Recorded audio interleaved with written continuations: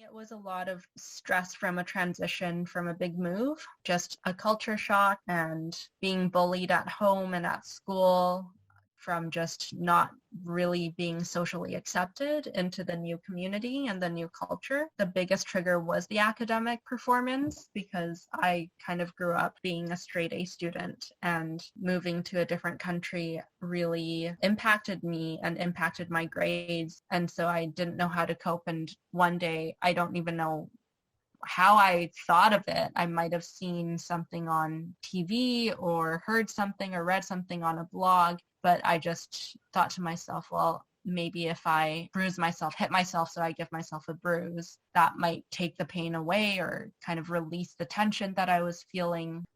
I first started self harming at age 12 as a result of my eating disorder. I was using it as a form of self punishment for days that I went above the limit that I'd set myself for food intake. The cutting started to evolve into a coping mechanism to deal with the overwhelming feelings I was having.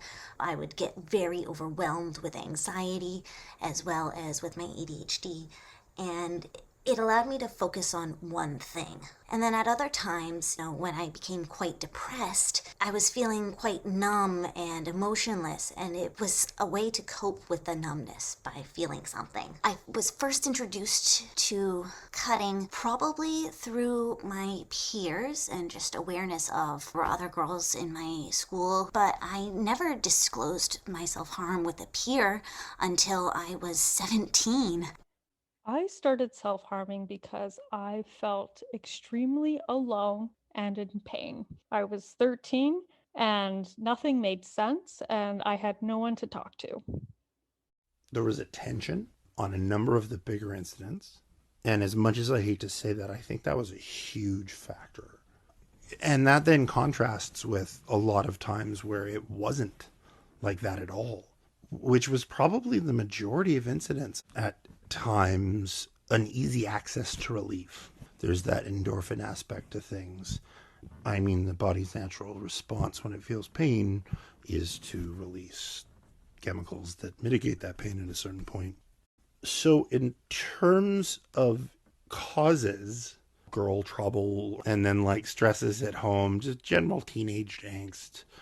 In terms of catalysts or in terms of inspiration, there was a certain influence of the music and kind of general culture at the time that made it available as an option. It's not blaming the music for it. That's not advocating for censorship or anything like that. But I do think it put it as perhaps something vogue in my mind.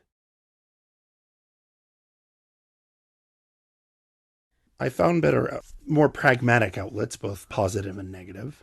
It sounds cliche, but I kind of grew out of it. There's a certain judgment factor there where you're like, I'm going to regret this in the morning.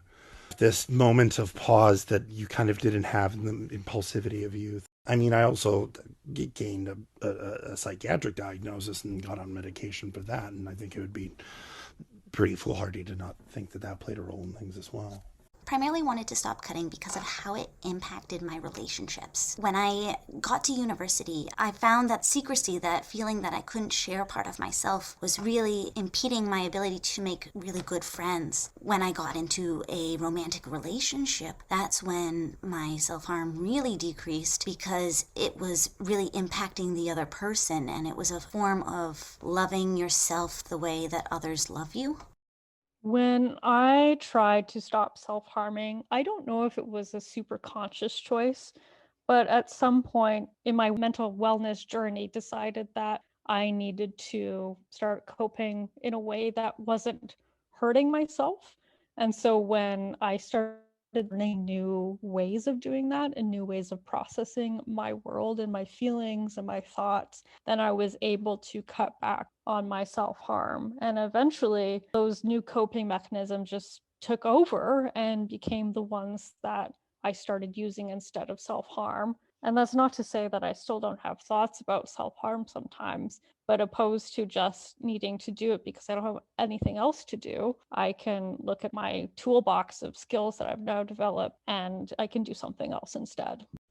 So my self-harming really peaked when I was in university because the academic pressures came back. I started having more visible scars and I really wanted to wear short sleeves in the summers. Like that was one of the big reasons. I'd be warm all the time and I wanted to go to the pool, go to the beach and not have visible scars or visible injuries. Yeah, I do still have visible scars, unfortunately, but I'm in a place now where I'm comfortable with them. The other reason was like I told one of my psychiatrists that, hey, like I don't want to be 30 and still self-harming. Like, I mean, there's nothing wrong with, I think, being 30 and still struggling with self-harm, but I just didn't want that for myself. And back then I was 19 and not give myself such a idealistic goal of like, oh, I'm going to stop self-harming entirely within 1 year, like when I'm 20. But in the end, it took longer for me to decrease and eventually stop, and still do sometimes have relapses, or I like to call them just lapses. Just because you have a lapse doesn't mean that it discounts all of the days that you weren't self-harming. Self-harm is not a huge part of my life anymore, and I'm really grateful for all of the support and also really happy with where I am right now. I think having met a group of people that also struggled with self-harm and knowing that I wasn't alone, feeling that sense of community and feeling that sense of connection and belonging and not being othered because of my scars or because of my behaviors, that was a huge contributing factor for me to recover from self-harm. Getting on SSRIs and then kind of getting on things that there was this moment of like, oh, this is what like normal people feel like. Like I get it now. Okay, this makes sense. The thing that was most supportive to me, and still is the most supportive to me when I think about recovering from self-harm, is the relationships in my life and having people care about me. The antidote to loneliness is obviously having people care about you in your life. Coming from the perspective of that was probably the reason why I started self-harming. The clear solution is finding places I feel loved and finding people who love me and feeling like I have everything I need to grow as a human being. That social support was probably the turning point for me when I finally had people who I could call like my family. And suddenly I felt like I was able to manage myself and my life and all the conditions I have. Finding your tribe, your family, your good friends, all that social support was just so necessary for me to abstain from self-harm.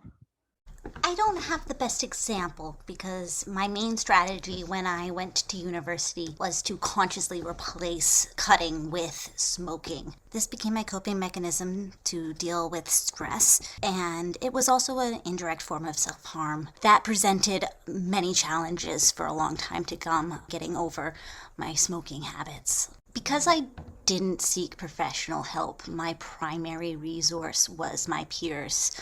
I found that talking with friends who also self-harmed could also be quite triggering, but in a more formal peer support group format, I found that it was a really good place to meet other peers who had similar experiences, to know that you are not alone, and brainstorm ideas on how to cope with self-harm urges. Things like using an elastic band around your wrist, or drawing on your skin, or using an ice cube. These strategies were things that I heard from other group members that helped me through my later relapses and continue to help me today. For some people, I think the pain is a big portion of it, but for me, it was a lot of the visuals. So some of the coping strategies that I did was like drawing cuts on myself instead of actually cutting myself. And that visual sometimes would take the urge away. One of my outlets has been, in addition to some more negative addictive behaviors, has been kind of looking for those endorphins. It slowed down a lot as I started working out as a young man, and then through other more adrenaline endorphin activities. And so I think you can get those feelings, variety of sports, a variety of risky activities that you can do, much more self-actualizing ways to hurt yourself if you're going to go about doing it. resources like mental health team, my therapist, having kids help phone to call whenever I felt like I needed to talk to someone and it was after hours or I couldn't reach someone. The crisis center chat, I never like to use their phone line because they can track your phone. Online chats are just more anonymous and just felt a little bit more comfortable. I think other resources that were helpful would be therapy, being able to process a lot of experiences I've had in my life that were traumatic, knowing positive coping mechanisms, actually understanding why I'm doing the things that I'm doing and how I can take control of those actions and make better, more educated decisions. I think just coming to a point in my life where I knew more about myself and could look at the bigger picture. It was really just more of those resources of finally everything is kind of coming together. And like when I say everything, it's that entire self-care journey of looking at all aspects of your life and seeing where things are lacking or missing, looking at the spiritual aspects, the physical aspects, that is sleep hygiene, that's eating really well, not super stressed out, and finding balance with everything. So I think all those things come together to support someone in not self-harming.